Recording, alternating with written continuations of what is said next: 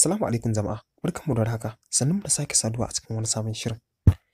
A yau ne muka samu wani bidiyo na jarumi Hamisu Breaker Ɗorayi, wanda wata budurwa take rungume shi a gurin fati.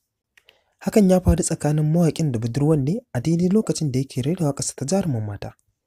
Faruwar hakan ya janyo cece-kuce a cikin al'umma, inda mutane suke ganin hakan bai dace ba, amma wasu daga ciki sukan yi mata uzuri da cewar soyayya ce ta sa ta aikata hakan. Kafin mu kai ga nuna muku bidiyon, ku danna subscribe sannan ku danna ƙararrawar sanarwa don sanar da ku da zarar mun ɗaura bidiyo. Mun gode.